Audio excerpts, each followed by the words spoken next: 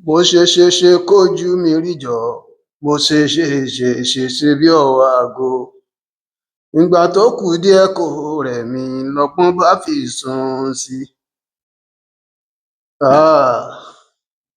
A dúpẹ́ fọ́lọ́run, a dúpẹ́ fún Ọlọ́run. Mo kí gbogbo ẹ̀yin olólùfẹ́ ìkànnì Gbẹ̀du látòkè tó fi délẹ̀ káàkiri gbogbo àgbáyé. Mo kí yín o, àwa náà tún rí o, Ọlátúndé Tíàmì. Yorùbá ní ẹdìẹ sunkún ìyẹ́, akóyẹ́ bò tàbí ká sọ pé adàyẹ́ bò.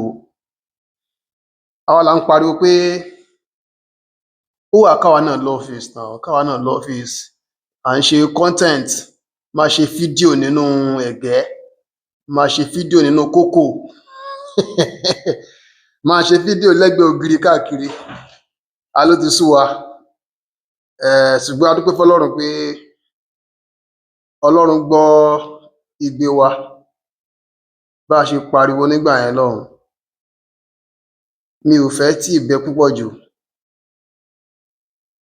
torí pé omi sì pọ̀ lámù. Ṣùgbọ́n látàsìkò yìí lọ, ibi a wà yìí, ibẹ̀ láti mọ̀ sí fídíò wa báyìí. Gbogbo fídíò tó bá fẹ́ ṣe pátá, yálà a fẹ́ ṣe fídíò lórí Gbẹ̀du ní ìpele ti Bàbá Ayọ́kẹ́lẹ́ àti gbogbo àwọn nǹkan míì tó bá fẹ́ ṣe tí a fẹ́ máa gbé sórí Gbẹ̀du. Láìpẹ́ àwa gan máa gbìyànjú àti organize fún live lórí TikTok, live on Facebook àti gbogbo ohun tó jẹ mọ́ radio program pátápátá. Ó máa jẹ́ online program, k'Ọlọ́run bá gbà bẹ́ẹ̀.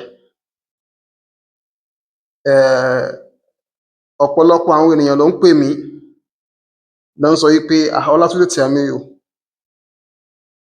pẹ̀lú gbogbo akitiyan tó ń ṣe yìí, má dákẹ́ sílé kú, tọ àwọn tí wọ́n tún jù ẹ́ lọ kán ràn ẹ́ lọ́wọ́, kán tọ́ ẹ sọ́nà. Gbọ́ àwọn ọ̀gá yín, ọ̀pọ̀lọpọ̀ àwọn ènìyàn ni wọ́n ń ṣe ìrànlọ́wọ́ fún lọ́tùn-ún lósì, tí wọ́n ń gbé lárugẹ, tí wọ́n ń gbé ga. Ṣùgbọ́n èmi máa ń sọ fáwọn èèyàn pé tó bá tásìkò àti sú, ẹnu fùrọ̀ là. Kò kú ṣe pé bóyá aláníyàn tí ò dáa, ìṣesí wa ò sì burú lójú àwọn tí ẹ̀ ń gbìyànjú àti júwe wá sí, wípé wọ́n ṣe fún nílé, wọ́n ń ṣe fún àlejò. Ṣùgbọ́n ẹni tọ́lọ́run bá rán sí ni ló ń ṣe ni lóore. Àti wípé ẹlẹ́rù ló kọ́kọ́ máa ń kó ọ̀fẹ́. Bí mo ṣe máa ń wí fáwọn ènìyàn, ẹlẹ́rù ló kọ́kọ́ máa ń kó ọ̀fẹ́. Tó bá rí ènìyàn tí ó bá ń pètepèrò àti dìde, tí àwọn èèyàn bá ràn án lọ́wọ́, ìdìde yẹn á yá kánkán. Ṣùgbọ́n tó bá rí èèyàn tó jẹ́ pé kò kulẹ̀ pète àti dìde, táwọn èèyàn bá ràn án lọ́wọ́, kò níbí lọ, tó lóun gan fúnra rẹ̀ ò múra àti dìde tẹ́lẹ̀tẹ́lẹ̀ lójú kan náà. Ṣùgbọ́n eléyìí tá a ṣe nísìnyí báyìí, tọ́lọ́run ran àwọn èèyàn lọ́wọ́, àwọn tọ́lọ́run ràn lọ́wọ́, tí wọ́n ran àwa náà lọ́wọ́ láti ṣe target office. Ṣé o mọ̀ pé èèyàn kéèyàn tá bá sọ fún pé nǹkan báyìí ló kù sí o, ibi báyìí ló kù sí, ẹ dákun ẹ ràn wá lọ́wọ́, wọ́n á rí i pé eléyìí ti níbi tó fẹ́ lọ tẹ́lẹ̀,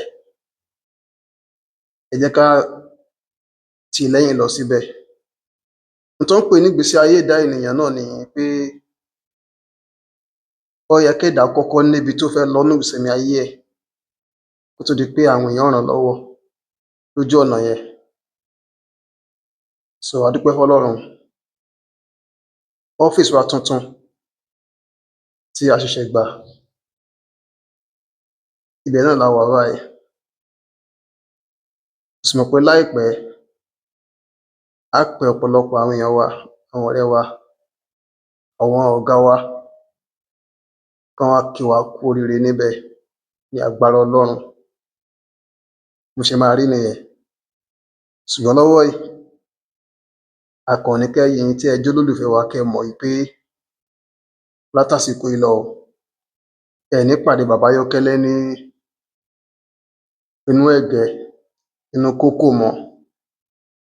Inú ọ́fíìsì lẹ ti máa pàdé wa láti máa ṣe àwọn content wa kó tó di pé yóò wá tún wá wọ ìpele tí a fi máa kó síta bí ọmọ tuntun. Ṣùgbọ́n a dúpẹ́. Ọlátúndé Tìàmí lórúkọ mi, Igwe nínú àwọn pèdèpèdè. Ẹ ṣeun o.